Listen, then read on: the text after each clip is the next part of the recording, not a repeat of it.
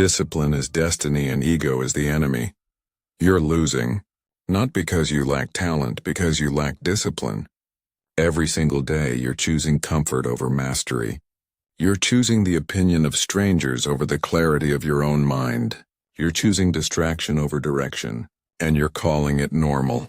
But normal is losing. Normal is mediocre. Normal is a life spent managing regret instead of building legacy. This changes today. In the next hour you will learn the exact mental framework that separates people who achieve their goals from people who merely talk about them. This isn't motivation. This is transformation. And it starts with understanding one simple truth. Discipline is not punishment. Discipline is freedom. Let's begin. Chapter 1. The Discipline Paradox: Why Freedom Demands Restraint. Listen to me. The biggest lie you've been told about freedom is that it lives in the absence of rules. It doesn't. Freedom is the opposite of what you think it is. You believe freedom means doing whatever you want, whenever you want. No schedules, no structure, no one telling you what to do. But that's not freedom. That's slavery. That's exactly what slavery looks like. Here's the truth. Discipline is not limitation. Discipline is liberation. When you have no discipline, you're not free. You're a puppet. Every notification that buzzes, you respond. Every impulse that hits, you act. Every distraction that passes, you chase it. You think you're in control, but you're controlled by everything around you. Your phone owns you. Your cravings own you. Your moods own you. This is not freedom. This is a prison you can't see. The person with discipline, they have a choice. They look at the notification and decide whether it deserves their attention. They feel the impulse and choose whether to act. They see the distraction and choose whether to engage. That's freedom. That's real freedom. You have a choice. Right now, not tomorrow. Not when conditions are perfect. Right now you have the choice to be disciplined or undisciplined, and that choice changes everything. Now let me show you something. Look at every successful person you know. The ones with real results, real wealth, real impact, real peace of mind. What do they have in common? It's not talent. It's not luck. It's not connections. It's discipline. An Olympic athlete doesn't train when they feel like it. They train on the schedule. A CEO doesn't work when inspiration strikes. They work when it matters most, early before the chaos. A writer doesn't wait for the muse. They sit down at 5 a.m. and they write, whether the muse shows up or not. A parent who builds a strong family doesn't parent when it's convenient. They parent when it's required. That's the key. That's the actual key to everything you want. And here's what stops you. You think you need to change everything at once. You think discipline means completely overhauling your life, burning it all down and starting from scratch. That's wrong. That's why you fail. Discipline doesn't start with a complete transformation. It starts small. It starts with one thing. One single non-negotiable. Maybe it's a morning ritual. Maybe it's a writing practice. Maybe it's a training schedule. Maybe it's a time with your family. One thing. That's all. You do that one thing every single day. Not most days. Not when you feel good. Every day. You don't miss it. You don't negotiate with yourself. You just do it. And something happens. Something that changes your life. The repetition compounds. Day 1 feels meaningless. Day 30 feels the same. But day 90? That's when you see it. That's when you feel it in your bones. You've changed. Your energy is different. Your confidence is different. Your capability is different. The compounding builds identity. You're no longer the person who says they'll write. You're now the writer. You're no longer the person who tries to work out. You're now the athlete. Your identity shifts because your behavior shifted. And that identity? It attracts the next discipline. And the next. And the next. One discipline creates the environment for everything else. That's how empires are built. Not in the big dramatic moments. In the daily, boring, unsexy repetition that nobody sees. Now let me show you the cost of living the other way. You think you're saving time by cutting corners. You're not. You're building debt. Emotional debt. Financial debt. Psychological debt. You're digging a hole you don't even see. The undisciplined person works twice as hard for half the results. Why? Because they're constantly restarting. They stop, they start. They commit, they quit. They build momentum, they lose it. Every time they restart, they lose months of compounding. Months. The math destroys them. They lack consistency. Consistency is where power lives. Without it, you're always starting over. Always at the beginning. Always weak. They lack direction. When you have discipline, you have a path. You know where you're going because you're doing the work that takes you there. The undisciplined person, they're scattered. They're moving, but they're not going anywhere. They're busy, but they're not productive. That confusion is exhausting, and worst of all, they lack credibility, especially with themselves. When you say you'll do something and you don't, you damage your relationship with yourself. You stop believing your own word. You make a promise to yourself and you break it. You do this 100 times. You become someone you can't trust. This is where regret lives. This is where shame lives. This is where that quiet voice lives that says, I'm not good at finishing things. I'm not disciplined. I'm weak. That voice is wrong. But you built it. Every broken commitment, every skipped workout, every abandoned project, you built that voice. And you can dismantle it just as fast. You have a choice. You can be the person who makes a decision and keeps it. You can be the person whose word means something, to yourself and to everyone else. You can build the life that only discipline creates. Not someday, not when you're ready. Now, discipline isn't punishment. It's permission. Permission to become the person you actually want to be. Permission to build what actually matters. Permission to step out of the prison of impulse and into real freedom. That's what this is about. That's what we're building here. You've now seen the truth about discipline. You've seen how it creates freedom, not restriction. You've seen how one small non-negotiable grows into a complete transformation. You've seen the real cost of living without it. And you know something. You have a choice. Now let's talk about what happens when you understand your identity. Because discipline doesn't just change what you do, it changes who you are. Chapter 2. Stop proving and start doing. The ego trap that kills momentum. You know what kills more dreams than fear? Your need to be seen. Not fear of failure. Fear of being unseen. Fear that nobody knows you're trying. Fear that your effort goes unnoticed. That's the real killer. And you don't even realize you're being controlled by it. Here's what's happening. Your ego is running the show, and your ego doesn't care about results. Your ego cares about being recognized for the results. That's not the same thing. Real excellence doesn't need an audience. Real mastery doesn't need applause. Real progress happens in the dark where nobody's watching, nobody's validating. Nobody's giving you credit. Think about the best athletes in the world, the ones who dominate their sport. Where do they do their real work? Not on the field where the cameras are, not where the crowd can see them. They train alone. Early morning, late night, nobody watching, nobody documenting, nobody liking their post about it. They're just grinding. Grinding in anonymity. Grinding in obscurity. That's where champions are actually made. The best writers? They don't write for the audience. They write in their room, alone, for hours, with no one to see, no one to validate, no one to tell them they're doing good work. They write because writing is the work. The writing is the goal.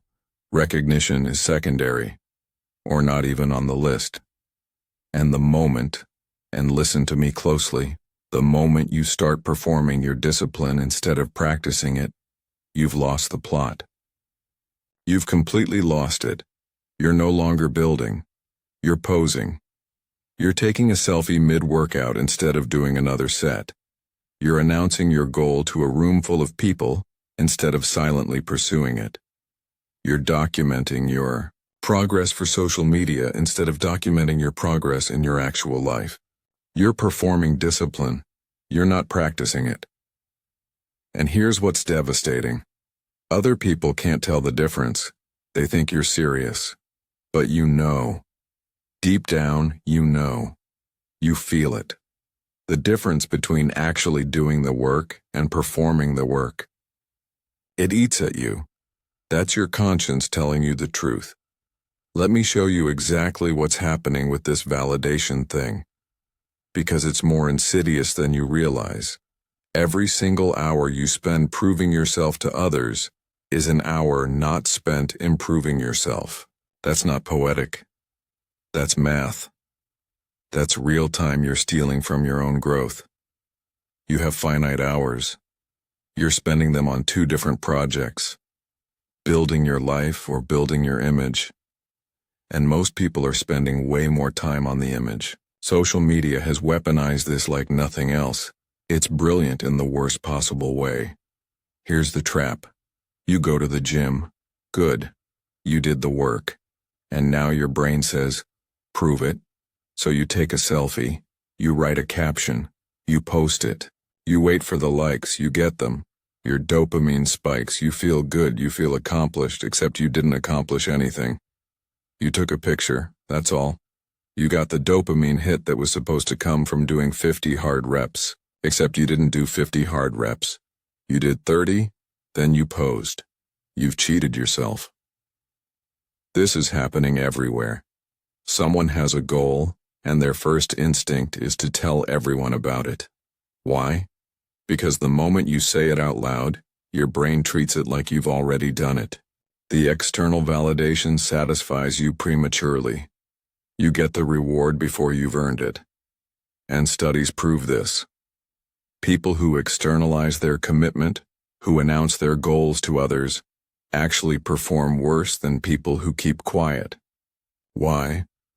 Because they've already received the social reward. The work doesn't feel as urgent anymore.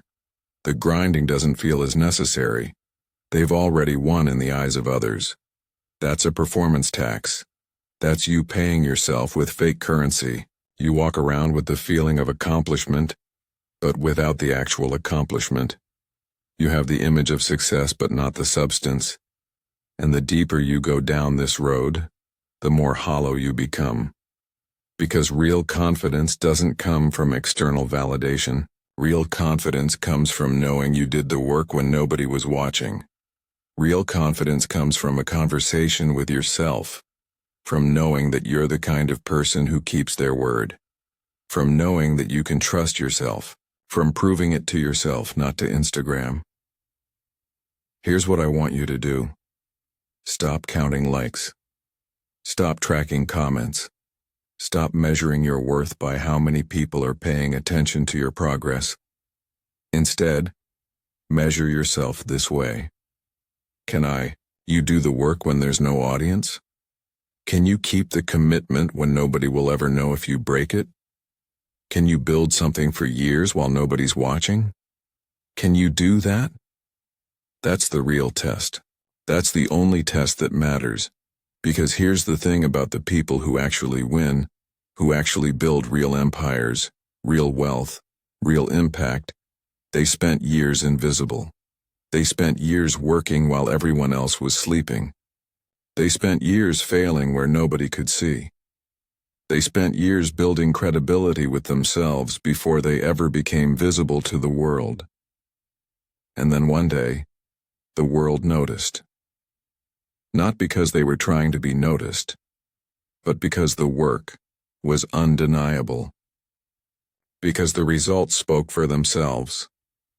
Because they had spent years in the dark becoming so good, so disciplined, so committed to the craft, that visibility became inevitable. You don't need their permission. You don't need their validation. You need your own. Start there. Build there. Work there. In the dark. In the quiet. Where it's just you and the work. Where there's no audience. No camera. No validation waiting on the other side. Just discipline. Just commitment. Just the daily practice of becoming the person you actually want to be. That's not glamorous, that's not Instagram worthy. That's real. And real is what builds empires. You've now seen the trap that validation creates. You've seen how ego performs instead of builds. You've seen how seeking recognition actually steals from your growth. And you understand something critical. The work happens in the dark. But darkness can be lonely. And that's when people quit. That's when the ego whispers, "Nobody cares. Why are you doing this?" That's when you need something unshakable. Chapter 3. Ego is the enemy, especially your enemy, the narcissism. You don't recognize, listen carefully. The biggest obstacle to your success is already inside you. It's not your competition. It's not the economy. It's not your circumstances. It's your ego. And the problem is this: you don't recognize it as the enemy. You think it's helping you. You think it's confidence. You think it's self-belief. You think it's what makes you strong. But it's the opposite. Your ego is a parasite. It feeds on your potential and gives you nothing in return except the illusion that you're progressing. Here's the trap. Here's where it gets you. You mistake arrogance for self-assurance. This is everything. This is where most people live and never even know it. You think believing in yourself means ignoring the people who don't. You think certainty means you're right. You think questioning yourself means you're weak. So you push harder. You double down. You become more rigid, more defensive, more certain that you're correct, and you're wrong. Real confidence is the opposite. Real confidence is the ability to hear criticism and extract the useful parts. It's the ability to listen to feedback and ask yourself, what's true here? It's the ability to admit what you don't know. It's the ability to say, I was wrong. It's the ability to change course when the evidence suggests you should. Your ego hates this. Your ego hates all of it. Your ego wants to be right more than it wants to be effective. That's the defining characteristic of an ego-driven person. They would rather be right than win. They would rather defend their position than solve the problem. They would rather prove their intelligence than achieve the goal. And effectiveness is the only thing that matters. Results matter. Outcomes matter. Does your business grow? Does your product work? Do your people trust you? Does your life improve? That's what matters. Not how smart you sounded saying it. Not how confident you looked defending it. Not how many people agreed with you. Results, that's it. But ego doesn't care about results. Ego cares about being seen as someone who gets results. That's different. That's completely different. Now here's something that's going to sting a little, so let me say it clearly. You're the last person to recognize your own ego. You are literally the last person to know. Your team sees it. They see it every day. Your family sees it. Your friends see it. The people who actually matter see it clearly.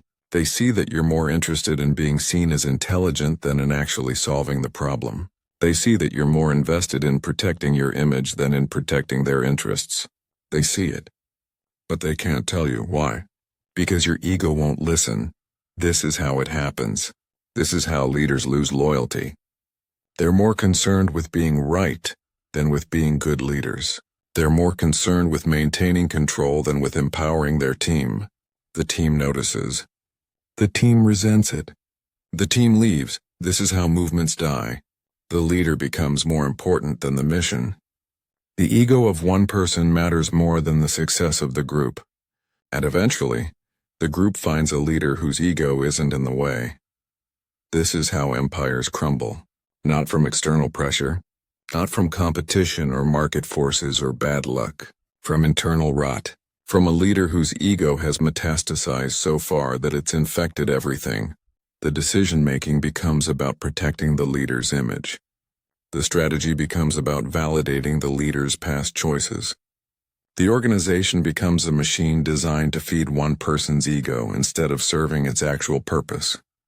You know this happens. You've seen it. You've worked for these people.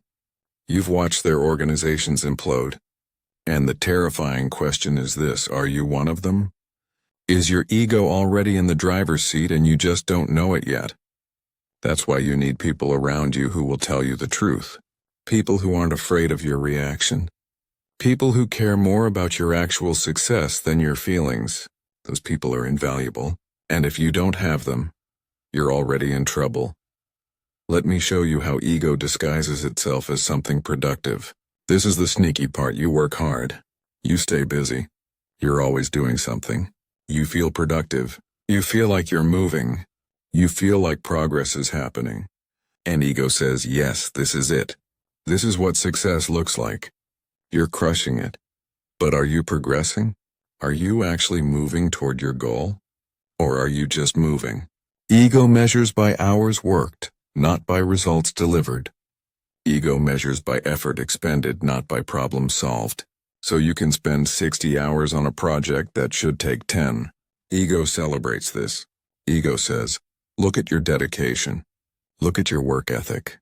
Meanwhile, you've just wasted 50 hours because you didn't have a clear strategy. You didn't know what you were actually trying to accomplish. You can be busy and broke. You've met these people. Maybe you are one of them. They work constantly. They're always hustling. They're always grinding. And they have nothing to show for it. Why? Because they're not working on what matters. They're working on what feels productive. Those aren't the same thing. You can be active and stuck. You're moving. You're doing things. But you're not progressing. You're not moving toward your actual goal. You're moving in circles. And every circle takes you further from where you want to be. Discipline cuts through this noise. This is what separates the people who actually win from the people who just feel busy. Discipline asks one question and only one question. Am I moving toward my goal or away from it? Not am I working hard? Not do I feel productive? Not is my effort visible? Am I moving toward the goal or away from it? That's the filter. That's the only filter that matters. You apply this to every decision. You apply this to every hour. You apply this to every project, every meeting, every conversation, every commitment. Does this move me toward my goal or away from it? If it moves you toward your goal, do it. If it moves you away from it, stop. It doesn't matter how much you want to do it. It doesn't matter how good it feels. It doesn't matter if other people think you should. If it moves you away from your goal, it's ego wearing a disguise. You've now seen the real enemy. You've seen how ego disguises itself as confidence, as dedication, as hustle. You've seen how it destroys teams and movements and empires. And you understand something crucial. Ego is not just your enemy, it's your only enemy. But here's the problem.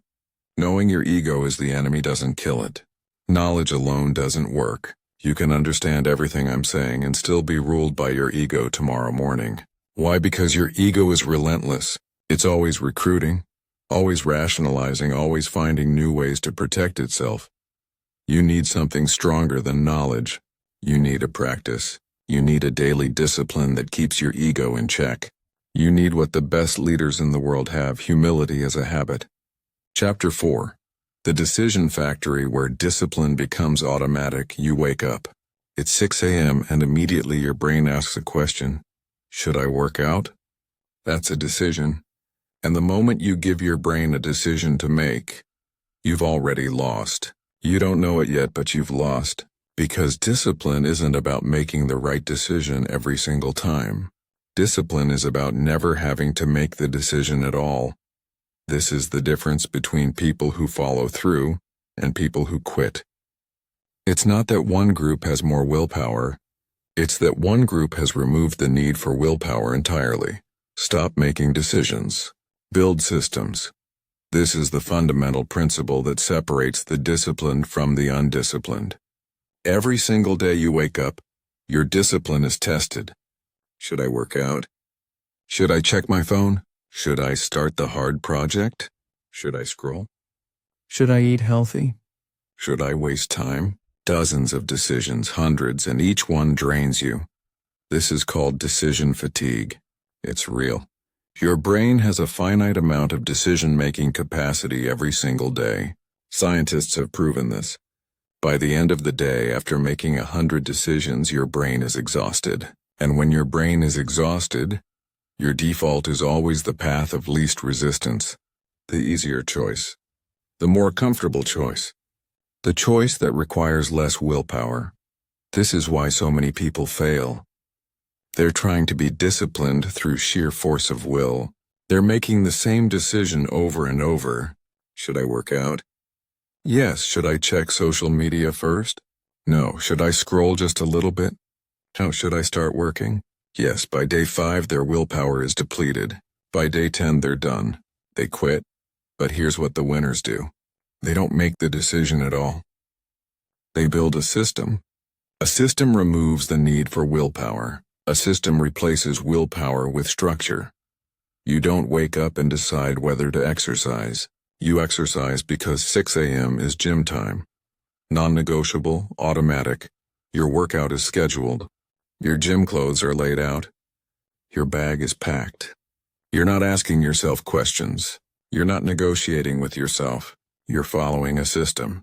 You're following a path that's already been decided. This is automation. This is where discipline becomes effortless. Not because you became superhuman, but because you removed the decision. That's the key. That's the whole game. Think about the most disciplined people you know.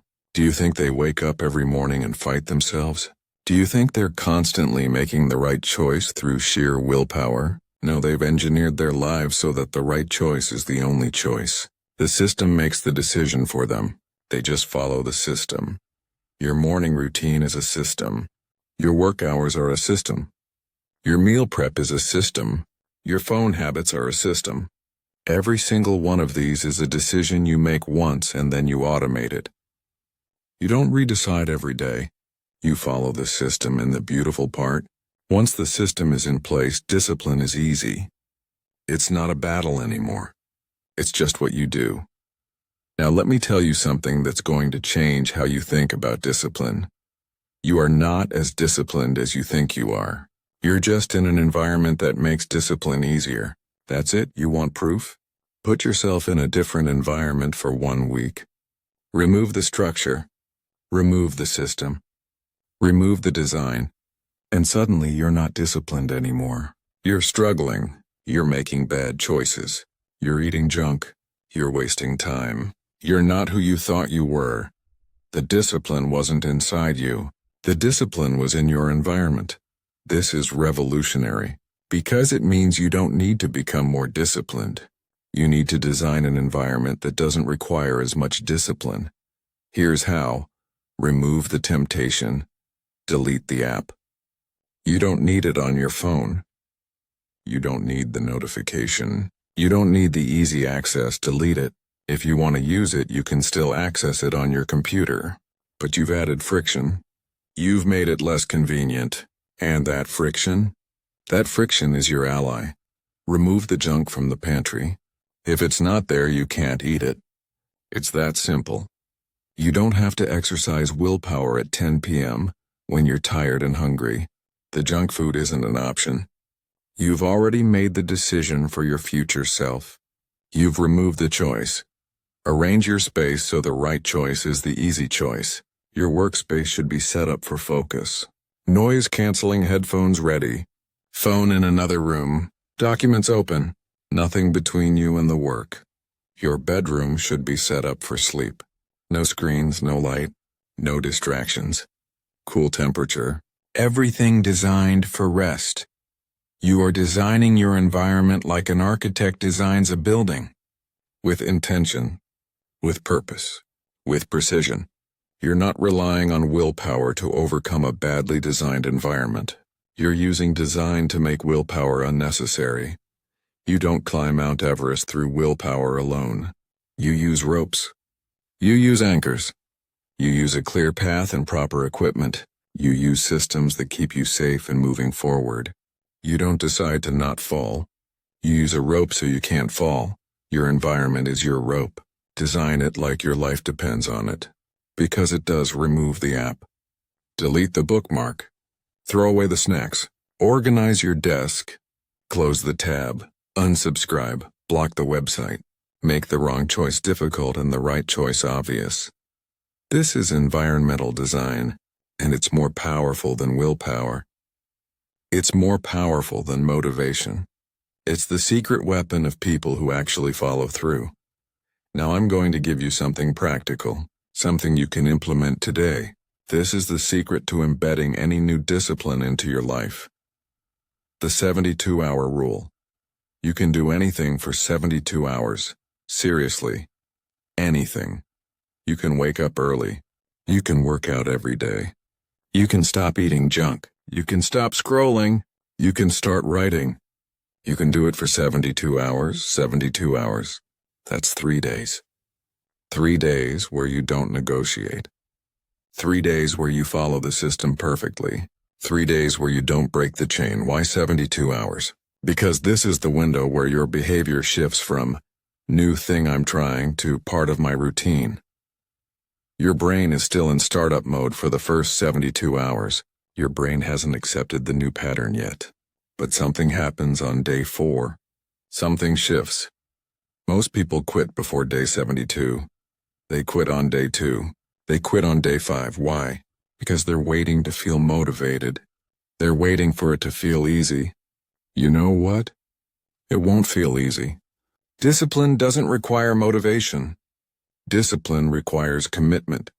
But here's the neuroscience.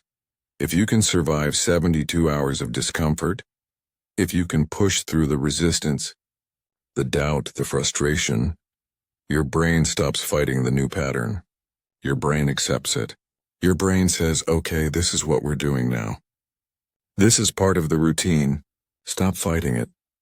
After 72 hours, the habit hardens. It becomes part of your identity. It becomes automatic, and suddenly it doesn't feel like discipline anymore. It feels like what you do. It feels normal.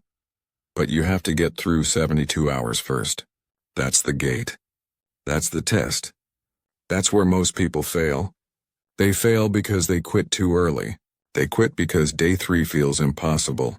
They quit because they believe that motivation is supposed to be there. It's not. Push through anyway. Make the commitment. Tell someone about it. Write it down. Say it out loud. For 72 hours I'm doing this. No negotiation. No excuses. No quitting. And then do it. Do it even when you don't feel like it. Do it when you're tired. Do it when you doubt. Do it anyway. And on day 4 you'll wake up and something will be different. The resistance will be softer. The system will feel more natural. The discipline will feel less like fighting and more like following. That's when you know you've made it. That's when the habit has taken root. And then you add the next discipline. You stack them. One system builds on top of another.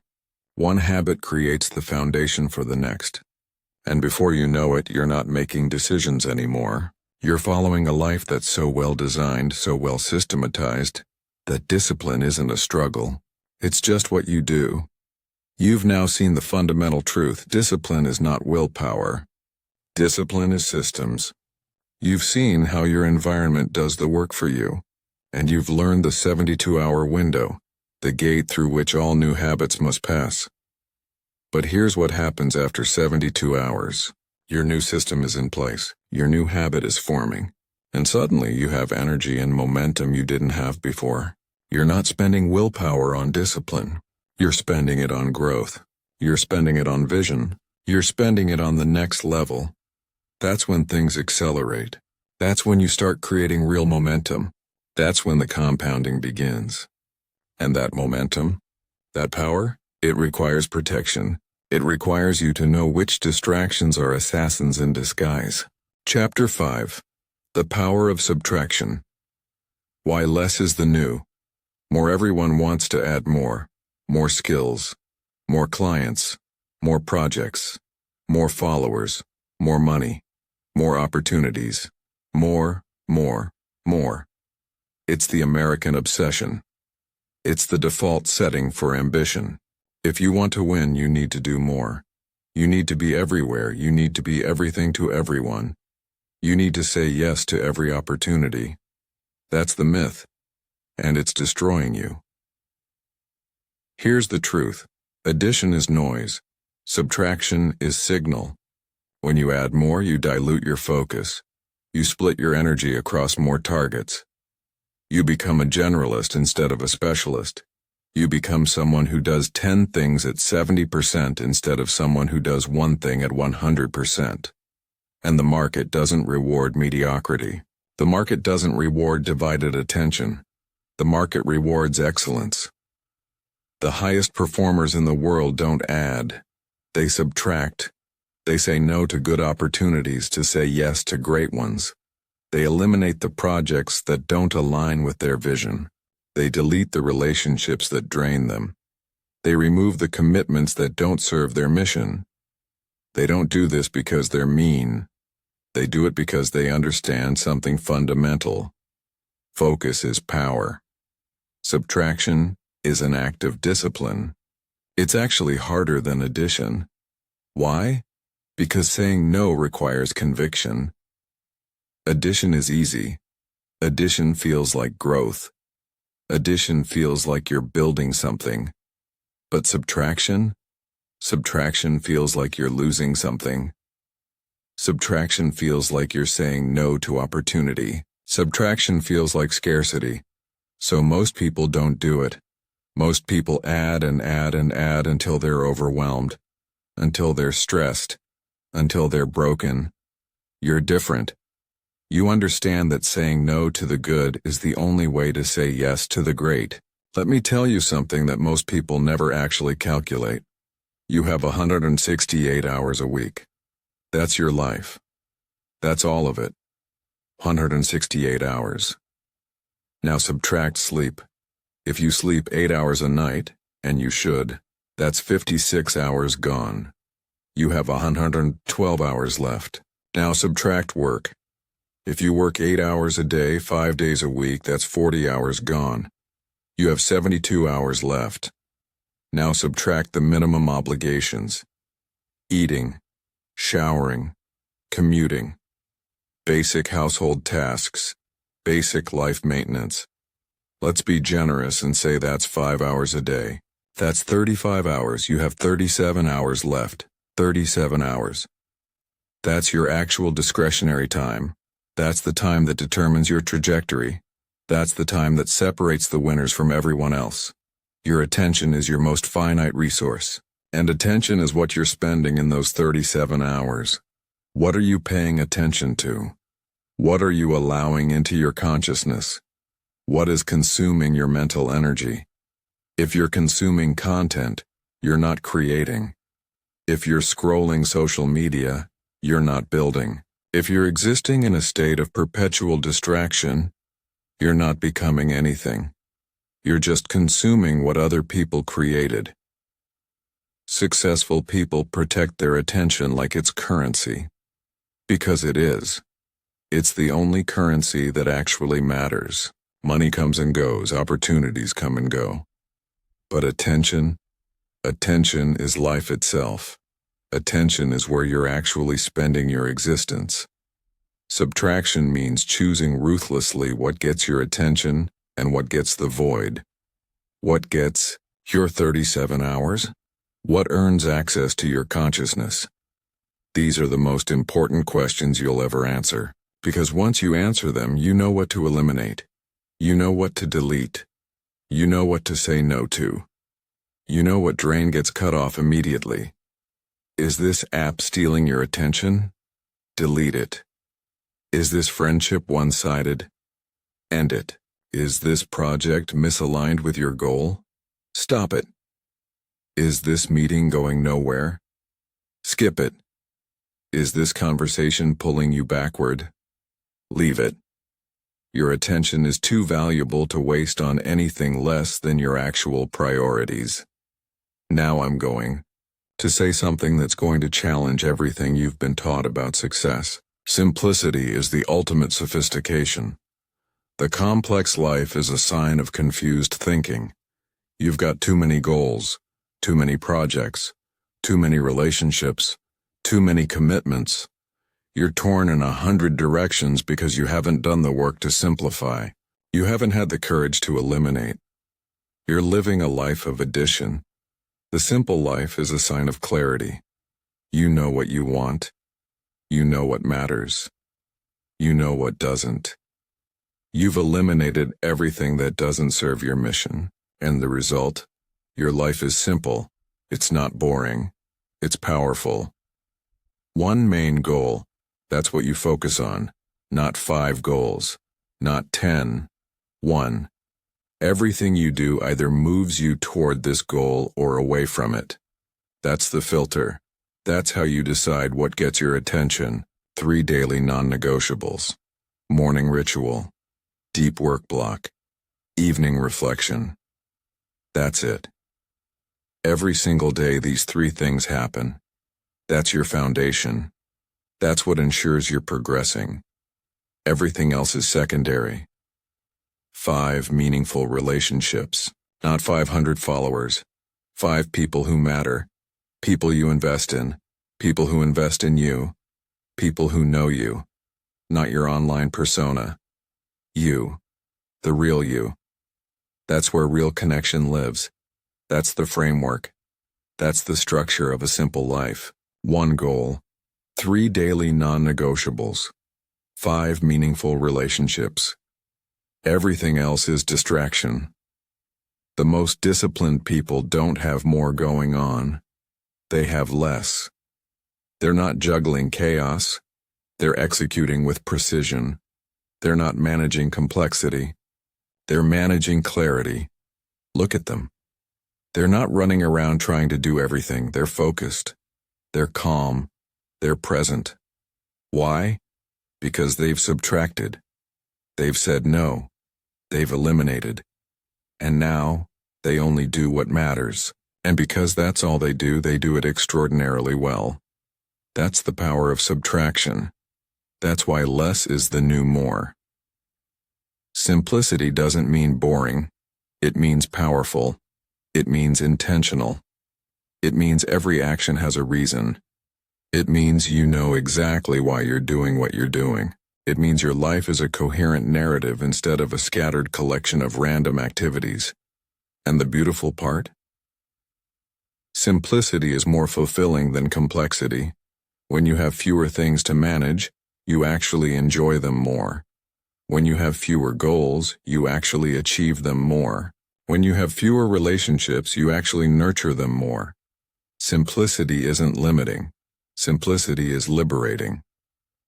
So here's what I want you to do. And I want you to do this today. Look at your life. Look at your commitments. Look at your projects. Look at your relationships. Look at what's consuming your attention. Ask yourself one question. Does this move me toward my main goal or away from it? If it moves you toward your goal, keep it. If it moves you away, eliminate it. That's it. That's the whole decision tree. And when I say eliminate, I mean ruthlessly. Not, I'll do this eventually. Not, I'll get to this when things slow down. Eliminate it now. Delete the app. End the conversation. Skip the meeting. Leave the group. Stop the project. Today. Your attention is too valuable to be divided. Your life is too short to be scattered. Your potential is too great to be diluted across 100 different directions. Subtract. Say no, simplify, and watch what happens. The people around you might not understand. They might ask why you're not doing more, why you're not pursuing this opportunity, why you're not keeping up. Don't listen. They're still playing the addition game. They're still stuck in the myth that more is better. You're not. You understand that less is the new more. You understand that subtraction is power. You understand that simplicity is sophistication. That's your edge. That's your discipline. That's what separates you from everyone else. You've now seen the fundamental principle. Addition creates noise, subtraction creates signal. You've seen exactly how finite your attention actually is. And you understand this. Simplicity is power. But here's what subtraction creates. When you eliminate the noise, When you focus on what matters, when you simplify your life, something emerges. Momentum, real momentum. And momentum is dangerous. Momentum attracts opportunity. Momentum attracts the right people. Momentum attracts resources, and momentum requires protection. Because the moment things start working, the moment you start winning, that's when the compromises come. That's when the distractions get louder. That's when people want a piece of what you're building. You need to know how to defend your momentum. You need to know how to recognize when someone is offering you a gift or a trap. You need to know the difference between opportunity and distraction. Chapter 6. Accountability. The mirror you need, why you need someone watching. You think you can do this alone. You think you're strong enough to stay disciplined without anyone else watching. You think you can check yourself. You think you can hold yourself accountable. You think you're the exception to the rule. You're not. Solitary discipline is a myth. No one can do this alone. No one, not you, not me, not the most successful person you know. The human mind is too brilliant at self-deception. You will convince yourself of anything.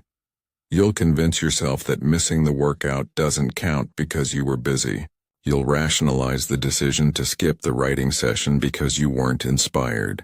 You'll tell yourself that next week will be different. This time you'll follow through. This time you'll be serious. But it won't be different. Not without external accountability. You'll make the same excuse next week. And the week after that. This isn't weakness. This isn't a character flaw. This is psychology. This is how the human brain works. We are masters at justification. We are experts at rationalization. We can make a terrible decision sound reasonable in seconds. Look at every high performer in the world. Look at the people who actually achieve at the highest level. The best athletes have coaches. They don't train alone. They have someone watching. Someone who sees when they're cutting corners. Someone who knows their patterns. Someone who won't let them get away with excuses. The best writers have editors. They don't just write and hope it's good. They have someone who will read it and tell them the truth. Someone who will say, "This isn't working. Do better." The best leaders have advisors. People they check in with. People who know them well enough to see through their bullshit. People who will call them out when they're rationalizing a bad decision. Accountability isn't shame. Accountability is scaffolding. It's the structure that holds you up when you're weak. It's the safety net that catches you before you fall. It's not punishment. It's support. It's the difference between falling off the wagon and staying on it. And the most dangerous lie you can tell yourself is that you don't need it. Now, here's where most people go wrong with accountability. They pick the wrong person. They pick someone who loves them too much. Someone who won't be honest. Someone who will let them slide. Someone who will accept their excuses because they don't want to hurt their feelings. That's not accountability. That's enabling. Choose your accountability partner carefully. This is sacred. This is one of the most important decisions you'll make. You need someone who will be honest, not nice. Nice is easy. Nice is comfortable. Nice means they won't challenge you. You don't need nice. You need truth. You need someone who will look you in the eye and say, "That's an excuse and you know it." You need someone who will push, not placate. You need someone who sees your potential and won't accept your mediocrity. Someone who believes you're capable of more and won't let you settle for less. Most importantly, you need someone who has already done what you're attempting to do. This is critical. This person has been where you are. They've faced the same doubts. They've made the same mistakes. They've failed in the same ways. And they've figured out how to push through anyway. Why does this matter? Because this person sees through your excuses. They've made the same ones. They know every rationalization in the book because they've tried them all. They know your patterns because they've broken similar patterns themselves. When you come to them with a reason why you didn't do the work, they don't believe it. Not because they're cynical, but because they know exactly how that excuse works. They've been there. They know it's a lie, and they won't accept it. This relationship is sacred. Treat it that way, not like a casual friendship, not like a weekly coffee where you catch up on gossip. Treat it like your actual survival depends on it, because it does. Your progress depends on it. Your success depends on it. Check in weekly, not monthly. Weekly, report your progress. Report your failures equally. Be specific. Don't hide. Don't soften the truth. Don't make yourself look better than you are. Tell them exactly what happened. Exactly what you did. Exactly where you fell short. Never hide. That's the rule. The moment you start hiding from your accountability partner is the moment accountability dies. The moment you start editing the truth is the moment the system breaks down. Let me show you how this actually works, because there's a multiplier effect that most people don't understand. When you know you have to report to someone, when you know someone is expecting to hear from you, something shifts inside you. You show up earlier. You work harder. You cut corners less. And here's the thing. This isn't because the other person is watching you. They're not. They're not monitoring your gym session or standing over your desk while you work. That's not how this works. You work harder because you respect them enough not to lie to them about your effort. That's the accountability multiplier. That's where the real power lives. Think about the conversation you're going to have. You're going to check in with them, and they're going to ask, "Did you do the work?" And you're going to have to answer. And you're going to have to be honest. And the thought of telling someone you respect, "No, I didn't do it. I made excuses," that thought changes your behavior. You don't want to have that conversation. You don't want to disappoint someone you respect. You don't want to admit you cut corners. So you don't cut corners. You do the work. Not because someone is forcing you, but because you care enough about the relationship to be honest. And honesty requires you to actually do what you said you'd do. This one shift, moving from "I must do this" to "I must do this because I promised someone I respect," changes everything. The motivation shifts from external to internal, from shame to honor, from fear of judgment to desire to maintain integrity. And that's more powerful than any external pressure could ever be. Here's what I want you to do. Find your person. Find someone who has what you want. Find someone who has done what you're trying to do. Find someone who won't accept your excuses. Find someone who loves you enough to be honest instead of nice and make a commitment. Tell them, "I need you to hold me accountable. I'm going to check in with you every week. I'm going to tell you what I did and what I didn't do. I'm going to be honest. And I need you to push back if I'm making excuses." That's it. That's the deal. That's the relationship. And then every single week you have that conversation. Not once a month. Not when things are going badly. Every week. Whether it's going well or poorly. Whether you crushed it or failed. Every week you report. Most people won't do this. Why? Because it requires vulnerability. It requires admitting failure. It requires being seen. It requires risking disappointment. That's why most people fail. They think they can do it alone. They think they're strong enough to be their own accountability. And they're not. But you're different. You're willing to be vulnerable. You're willing to be seen. You're willing to admit failure. That's your edge. That's what separates you. And the moment you have this relationship in place, everything changes. Your discipline hardens. Your commitment deepens. Your follow-through improves. Because now you're not just doing this for yourself. You're doing this for someone you respect. You're doing this to maintain a relationship that matters. That's the power of accountability. That's the multiplier effect. It's not about judgment. It's not about shame. It's about honor. It's about caring enough about your word and about your relationship to actually follow through. It's about knowing that someone believes in you enough to be honest with you, and you believe in them enough to accept that honesty. That's where real discipline lives. Not in isolation. Not in solo effort. In relationship. In accountability. In the mirror someone else holds up to you. You've now seen the truth.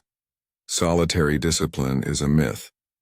You've learned how to choose an accountability partner who will actually serve you. And you understand the multiplier effect, how respect for another person can be more motivating than self-discipline alone. But here's what happens when you have accountability and systems and clarity about your goals. Something emerges. Progress starts happening. Real progress. Not the kind you feel good about in the moment, the kind that compounds over years, the kind that builds into something undeniable. And that progress? That progress requires something most people don't understand. It requires you to know the difference between short-term comfort and long-term freedom. It requires you to make decisions today that your future self will thank you for. It requires something most people are unwilling to do. Chapter 7. Failure is data, not identity. How to fall without breaking. You're going to fail. Let me say that clearly. You're going to fail. Not maybe. Not possibly. You're going to fail. And the moment you accept that, everything changes. Because failure is coming. It's inevitable. The question is, what will you do when it arrives? Here's what most people do. They catastrophize. They turn one small failure into a story about who they are, and that story destroys them. Your ego turns failure into shame. Here's how it works. You miss a day of discipline. You skip the workout, and your ego immediately whispers, "You're undisciplined. You can't do this. You're not the kind of person who follows through." One missed day becomes a verdict on your entire character. You lose a sale. A client says no, and your ego says, "You're a failure. You don't have what it takes. You're not good enough." One rejection becomes proof that you're incapable. You mess up a relationship. You say something hurtful, or you make a mistake, and your ego says you're unlovable. You're broken. Nobody's going to want to be around you. One mistake becomes a life sentence. But none of this is true. None of it. You didn't miss a day because you're undisciplined as a person. You missed because a system broke. Maybe you didn't plan for that day. Maybe something unexpected happened. Maybe the environment wasn't set up for success. A system broke. Not your character. You didn't lose a sale because you're incapable. You lost because you haven't mastered that skill yet. You're still learning. You're still developing. Every salesman who's ever succeeded lost hundreds of sales. They lost thousands. Each one taught them something. You're not a failure. You're learning. You didn't mess up the relationship because you're unlovable. You made a mistake. Humans make mistakes. Humans hurt each other. And humans have the capacity to apologize and repair. One mistake doesn't define a relationship. One mistake doesn't define you. Failure is information. Failure is feedback. Failure is data. It's not identity. Your ego wants to turn it into identity because identity is permanent. Identity is easy. Identity absolves you of responsibility. If you're a failure, then what can you do about it? You're just a failure. That's who you are. Game over, but that's a lie. And you know it's a lie. Deep down, you know that one missed day doesn't make you undisciplined. One lost sale doesn't make you incapable. One mistake doesn't make you broken. But you get to choose again. That's the actual truth. You failed. Okay, now what are you going to do about it? Are you going to let it define you? Or are you going to treat it like what it actually is? Data? Information? Feedback? That's the choice. This is where discipline separates winners from everyone else. Successful people don't fail less. That's the myth. That's what people believe. That highly successful people somehow fail less frequently. They don't. They fail all the time. The difference is that they fail better. The discipline of the post-failure restart. When a successful person falls, they get back up the same day. Not tomorrow. Not next week. The same day. They don't spiral. They don't use one missed workout as an excuse for a week of neglect. They don't use one bad decision as permission to make 10 more. Here's what happens. You miss a workout on Tuesday. Your ego says, well, you already broke the streak. Might as well skip the rest of the week. You know this feeling. You've lived this. One mistake becomes an avalanche, but a disciplined person, they miss the Tuesday workout, and they're back Wednesday morning, back to the system, back to the routine. One failure doesn't create permission for more failure. One mistake doesn't destroy the entire structure. This is the most important discipline of all. Not the initial commitment.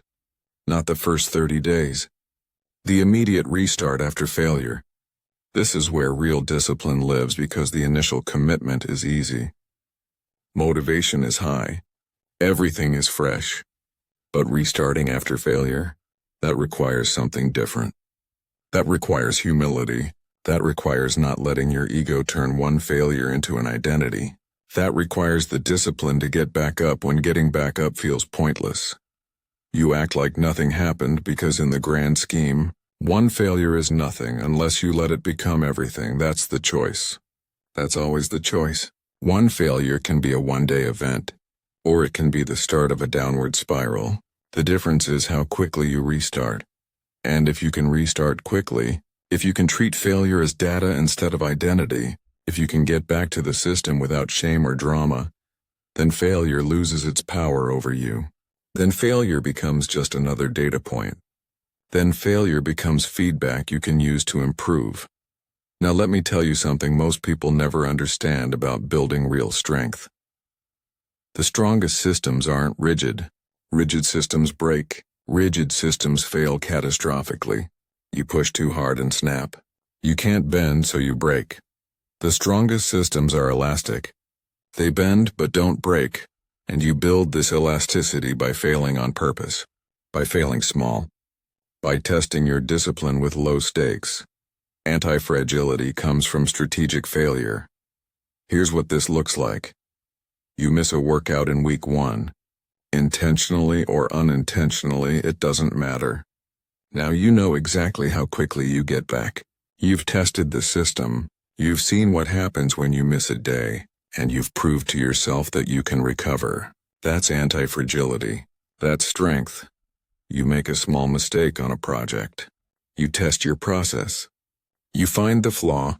You build a system to prevent the big mistake later. One small failure saves you from a catastrophic one. That's anti-fragility. You have a difficult conversation with someone. It goes badly. It's awkward. It's uncomfortable. But you've done it. You've practiced. And the next difficult conversation is a little easier. The one after that easier still. By the time you need to have a really hard conversation, one that actually matters, you're ready. You've inoculated yourself. That's anti-fragility. Most people try to avoid failure completely. They want to go the rest of their life without ever messing up. So they play small. They don't take risks. They don't have difficult conversations. They don't push themselves. And they build a fragile life. The moment something goes wrong, the moment they actually fail, the entire structure collapses because they've never practiced recovering. But you're building anti-fragility. You're not avoiding failure. You're practicing it. You're building systems that can absorb failure and bounce back. You're training yourself to fall and get back up. You're inoculating yourself against the shock of actually failing. And the beautiful part? The more you fail and recover, the less scary failure becomes. Eventually, failure isn't something to be afraid of. Failure is just information.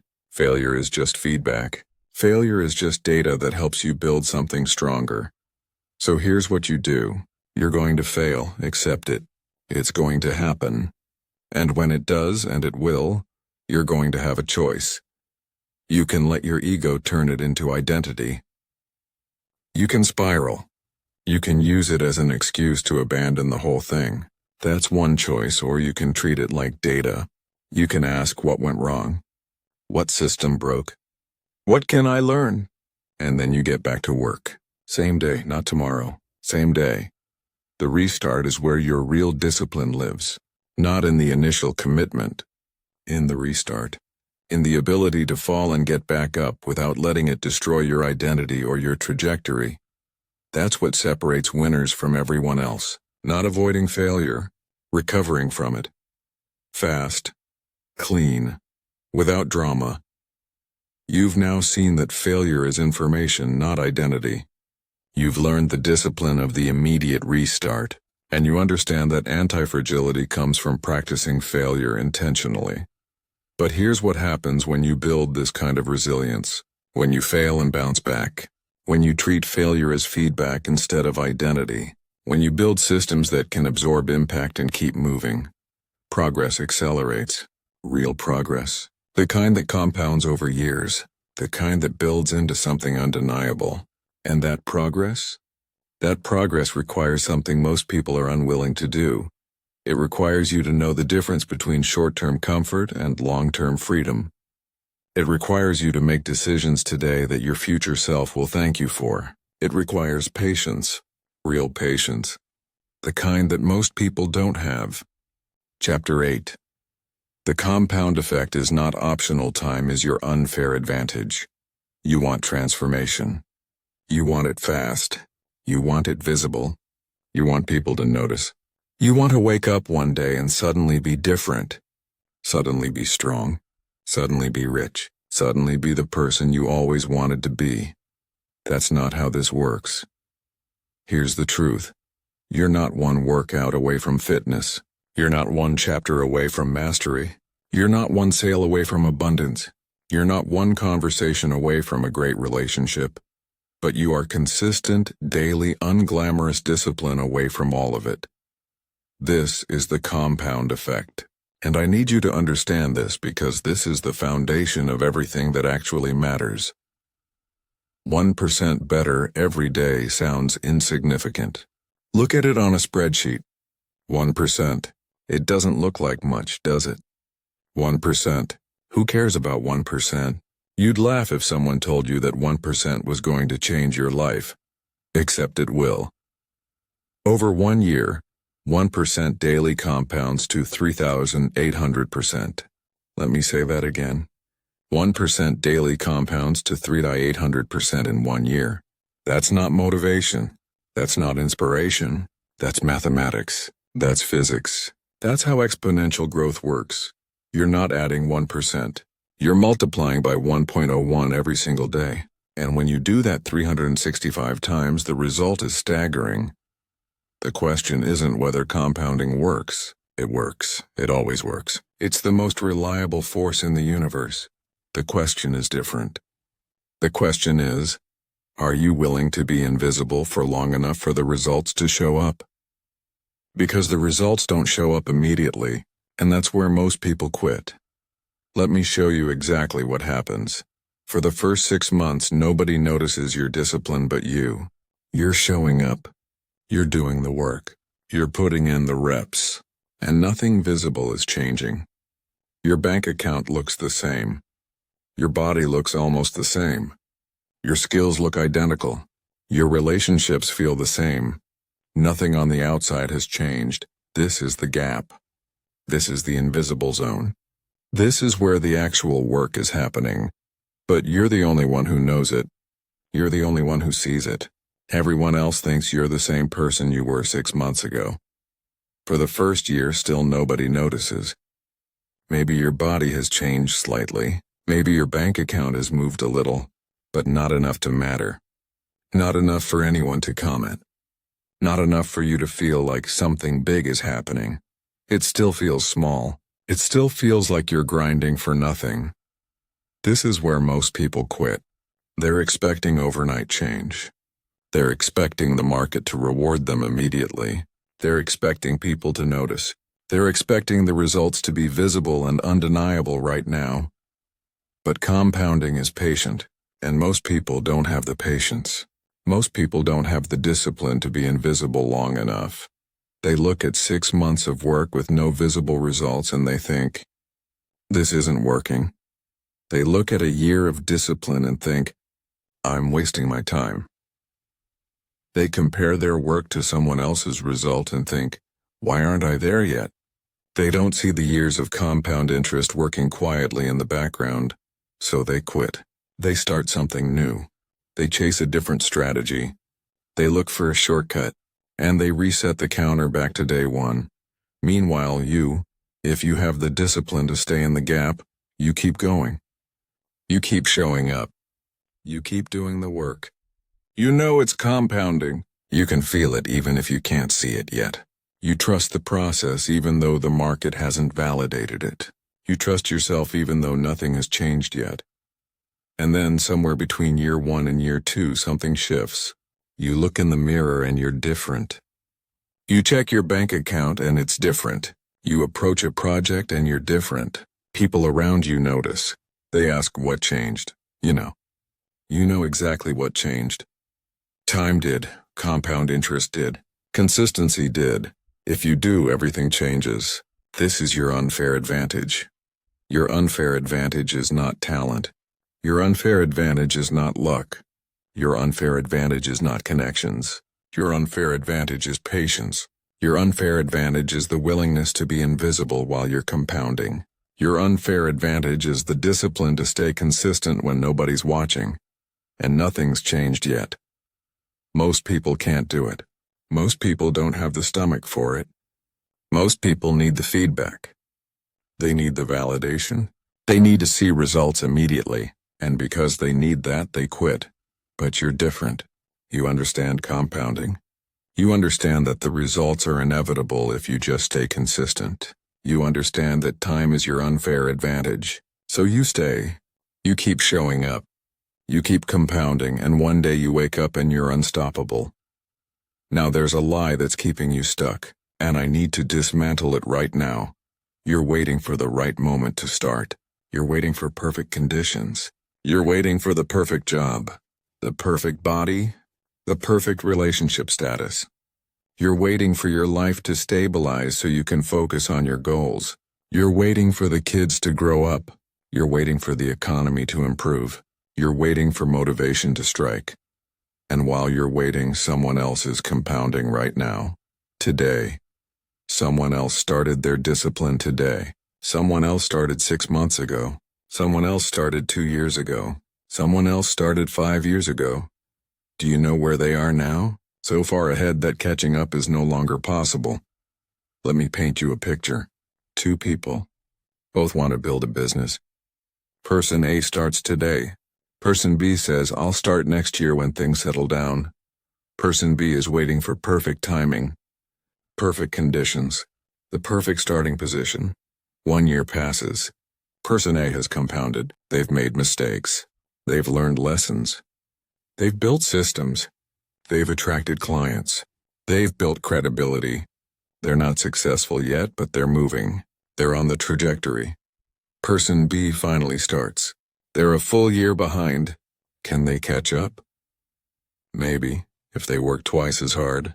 If they're twice as talented. If they get lucky. Maybe. But now multiply that by 5 years. Person A has been compounding for 5 years. Person A has made all the mistakes. Learned all the lessons. Built all the systems. They're not just ahead. They're in a completely different universe. They're not on the same playing field anymore. Catching up isn't possible. This is what happens when you wait. This is the price of waiting for perfect timing. There is no perfect timing. There's only now. Perfect timing doesn't exist. The conditions will never be perfect. The moment will never be quite right. Something will always be off. Something will always need to be better. You'll always have a reason to wait. But while you're waiting, other people are compounding. Other people are getting ahead. Other people are building the life you want. And the gap between where you are and where they are just gets wider and wider. The best time to plant the tree was 20 years ago. The second best time is today, not tomorrow. Not next year. Not when conditions improve. Today, right now. This moment. Because if you wait, the only thing that will grow is regret. Regret about the years you could have been compounding. Regret about the person you could have become. Regret about not starting sooner. But if you start now, if you start today, if you accept that conditions will never be perfect and you commit to consistency anyway, if you commit to being invisible for as long as it takes, then the compound effect takes over. Then time becomes your unfair advantage. Then one day, maybe 1 year from now, maybe 5 years from now, You wake up and you're the person you always wanted to be. You've now seen the mathematics of compound interest. You've seen the gap, the invisible zone where real growth happens, and you understand something critical.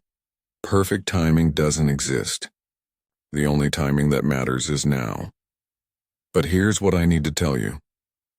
Starting is one thing. Staying consistent is another, because consistency requires something that very few people have.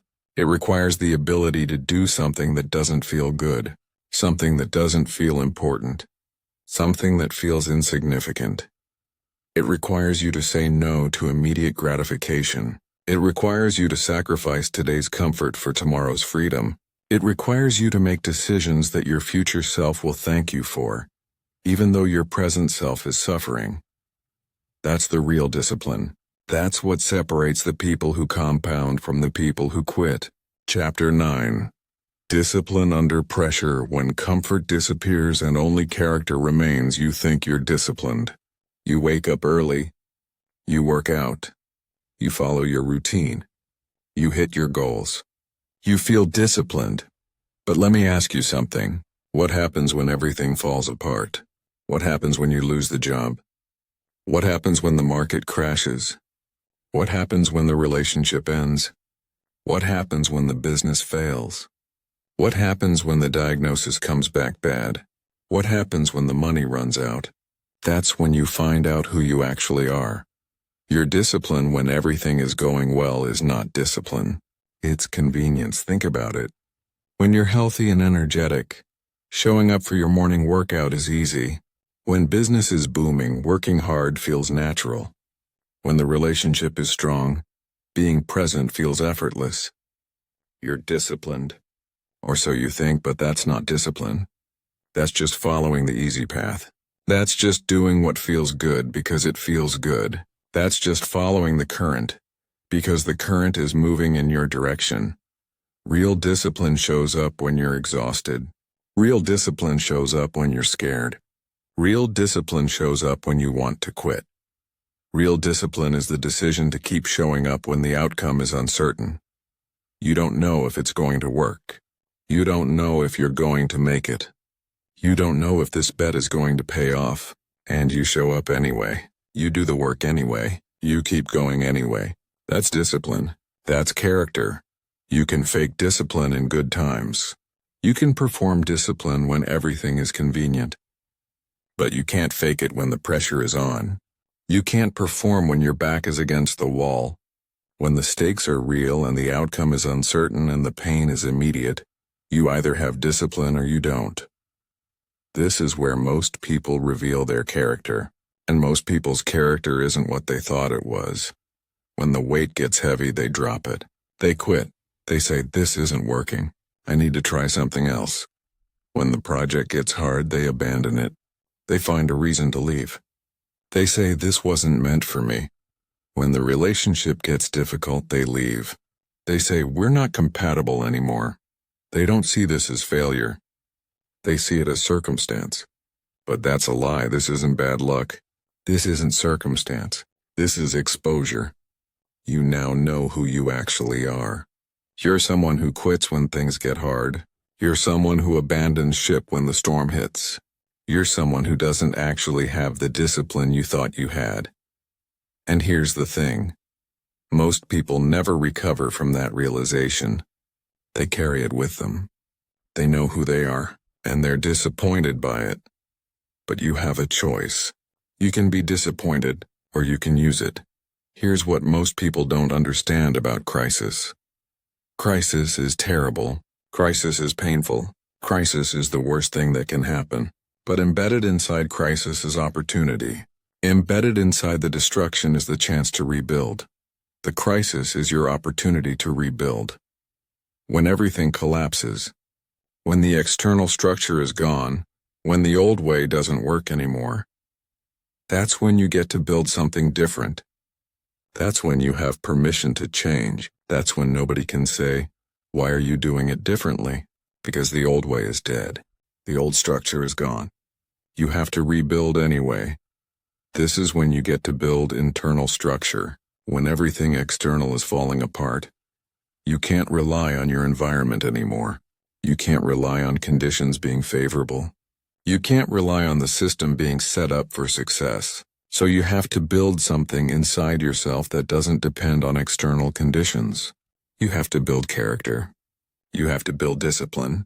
You have to build the kind of foundation that can survive anything. This is when you find out what you're actually made of. When the comfort is stripped away. When the safety net is gone. When it's just you and the work. That's when you find out if you're actually committed or if you were just playing along. Most people rebuild the same way they built before. They rebuild with the same flaws, the same patterns, the same compromises. They go through the crisis. They learn nothing. And they rebuild the exact same broken structure that failed in the first place. But if you have discipline, you rebuild better. You rebuild with intention. You rebuild knowing exactly what works and what doesn't. You remember the pain of the crisis. You remember what broke. You remember what failed. And you build differently this time. You build stronger. You build cleaner. You build something that can withstand the next crisis. Crisis is not the end. Crisis is the raw material for transformation. Most people waste it. They use crisis as an excuse. Bad things happened to me, so I'm allowed to be a mess now. They use crisis as permission to quit. It's not my fault. The universe happened to me. But that's victim mentality. That's the opposite of discipline. The disciplined approach is different. You use the crisis. You extract the lesson. You apply it. You rebuild better. You don't fight the crisis. You accept it. You work with it. You transform it into something useful. Now let me tell you about something that most successful people don't talk about. They've had to change. They had to get sober. They had to face their failures. They had to start over from nothing. They had to choose discipline when they had no other choice. And most of them say the same thing. Every single one. They say, "It was the best thing that ever happened to me." Not because the crisis was good. The crisis was horrible. But because the crisis forced discipline. The crisis removed the choice. Suddenly there's no debate. There's no negotiation with yourself. You do what you have to do. You show up because there's no alternative. This is the power of constraint. Constraint forces discipline. When you have unlimited options, you spend all your energy deciding. But when your options are limited, when you have to do this, suddenly you're focused. Suddenly you're committed. Suddenly discipline is easy because there's no other choice. This is why people who have to rebuild often rebuild stronger. This is why people who hit rock bottom often bounce back higher. This is why people who lose everything often win everything back. They had no choice. Discipline was forced upon them.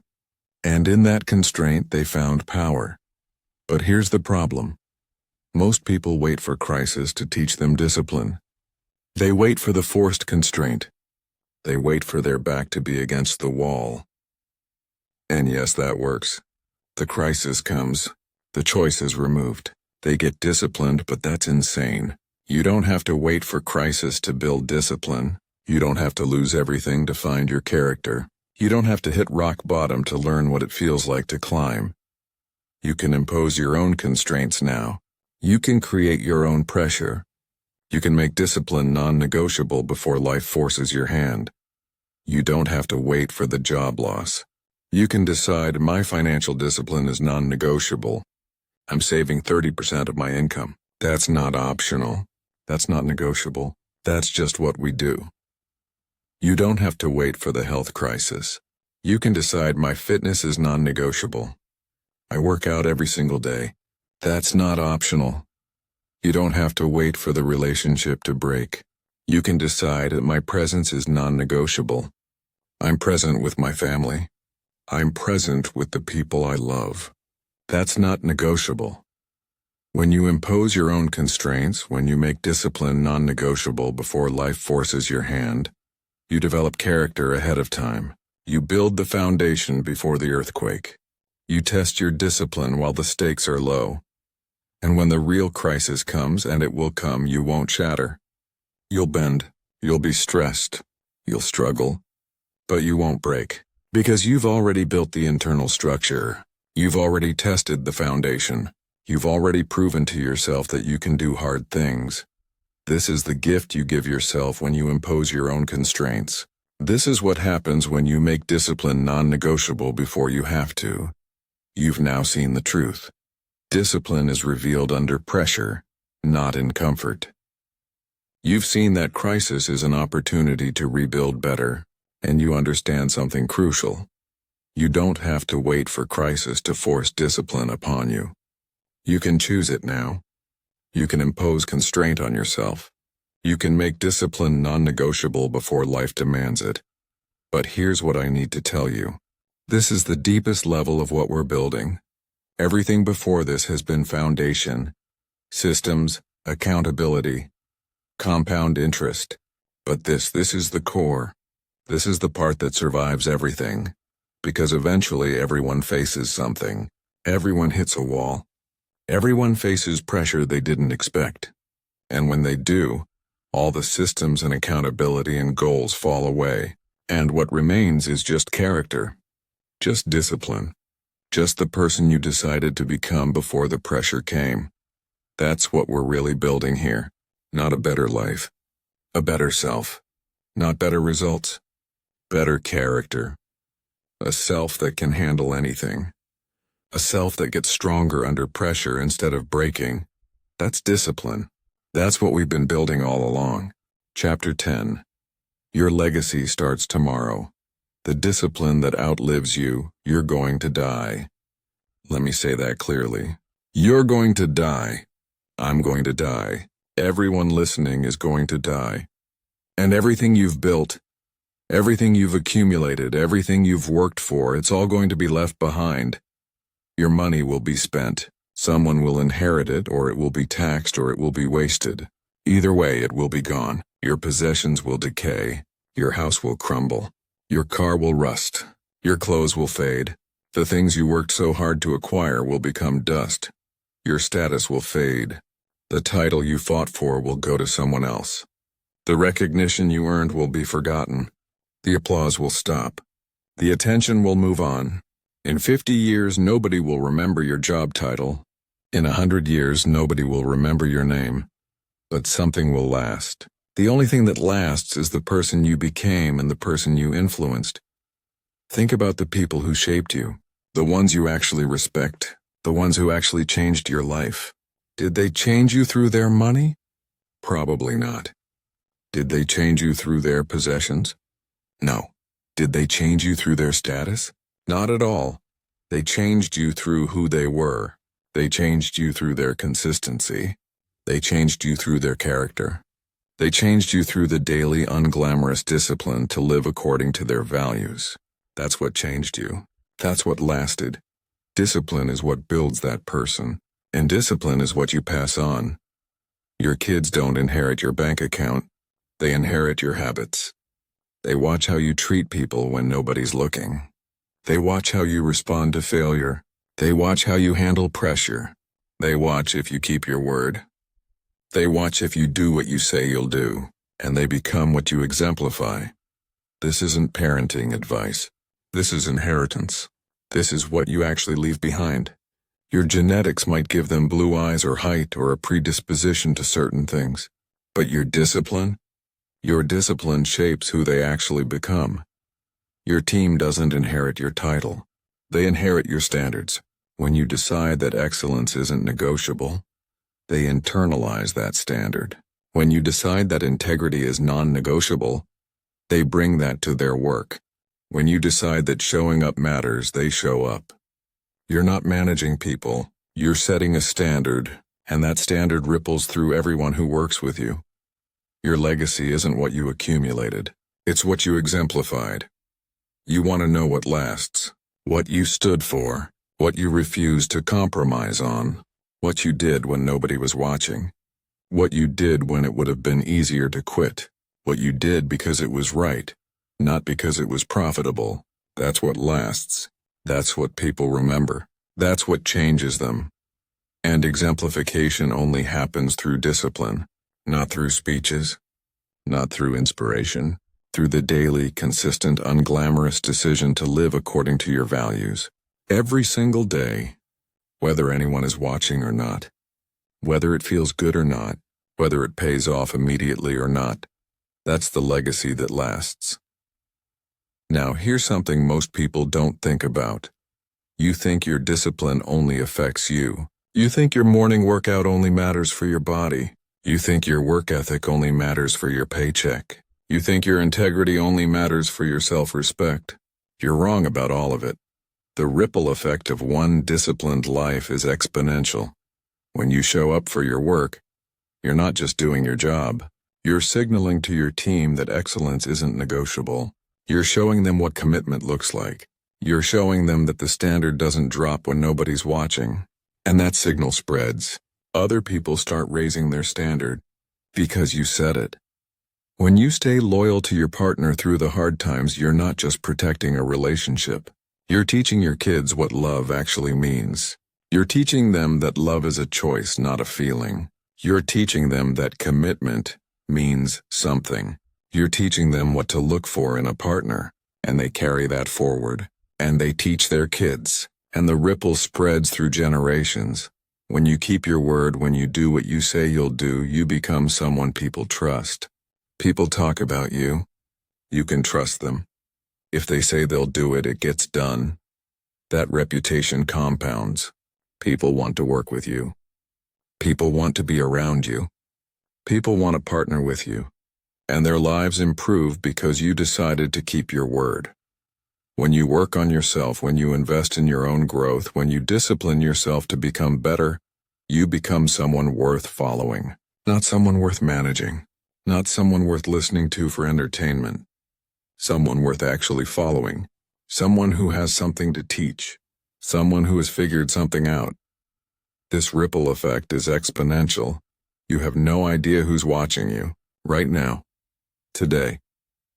Someone in your life is watching to see if you're serious. Someone is watching to see if this is real or just another phase. Someone is testing your discipline by watching if you actually follow through. Your kids are watching. Your partner is watching. Your team is watching. Your friends are watching. And they're making decisions based on what they see. They're making decisions about what's possible. They're making decisions about what matters. They're making decisions about who they want to become, based on who you decide to be. You have no idea whose life shifts because you decided to keep showing up, but I guarantee someone is watching, and their life depends on your discipline more than you know. Maybe it's your kid. Maybe they see you stay disciplined and they decide that they can do hard things too, and that decision changes their entire trajectory. That decision changes who they become. That decision changes what's possible for them. Maybe it's someone on your team. Maybe they see you keep your word and they decide that they can be someone people trust. And that decision opens doors. That decision creates opportunities. That decision changes their career. Maybe it's a stranger. Maybe they watch how you treat people and something shifts in them. Maybe they realize they've been treating people wrong. Maybe they decide to change. And that change spreads to everyone they interact with. You don't know. You can't know. But I guarantee you, your discipline is changing lives right now. Today. Because someone is watching, so here we are. This is the moment. This is where everything we've talked about converges. We've talked about how discipline creates freedom. We've talked about how ego is the enemy. We've talked about systems and accountability. We've talked about failure and compound interest. We've talked about pressure and character. And we've arrived at the deepest truth. Your life isn't just about you. Your discipline isn't just about your goals. It's about the person you're becoming. And that person is going to influence everyone around them. That person is going to set a standard. That person is going to change lives. This is not motivation. This is clarity. You now understand the framework. Discipline is freedom. Discipline is not punishment. It's the power to choose your own rules. Ego is the enemy. It will convince you that you're right more than you want to be effective. Small daily actions compound into extraordinary results. 1% daily becomes 3,800% yearly. Accountability keeps you honest. Find someone worthy of your honesty and report to them weekly. Failure is data, not identity. Under pressure, character is revealed, and you can build character before the pressure comes. And finally, your legacy is built on the consistency of your character. The only question left is this: are you going to actually do it? Or are you going to feel inspired for a few hours and go back to your old patterns? Because I've seen this 1,000 times. Someone hears this. Something clicks. They feel fired up. They feel ready. They feel like this is it. This is the moment. And then tomorrow comes, and life is the same. And the feeling fades, and they go back to what they were doing. Because inspiration without action is entertainment. That's all this is if you don't do anything with it. It's entertainment. It's a nice thing you listened to. It felt good. It made you think about your life. And then you moved on. You didn't spend the last hour being entertained. You're here because you're ready for something different. You're here because something is telling you that you need to change. You're here because you know that the path you're on isn't the path you want to be on. So the question is, are you going to do something about it? Not eventually. Not when you feel more motivated. Not when conditions are perfect now, today, this moment. Pick one thing. Just one discipline. One commitment. One thing you're going to do every single day starting tomorrow. Not 10 things. Not a complete overhaul. One thing, pick it, and commit to it fully. No negotiation. No excuses. No rescheduling. Find someone to hold you accountable. Someone who's done what you're attempting. Someone who will be honest with you. And tell them you're committing to this one thing. And report to them every week. Build a system around it so you don't have to rely on willpower. Remove the decision. Make it automatic. Stack it with something you already do so it becomes part of your routine. And do it for 72 hours. Just 3 days. Don't think about the rest of your life. Don't think about how long this will take. Just commit to 72 hours. And get through those 72 hours. And then the habit hardens. And then it becomes part of who you are.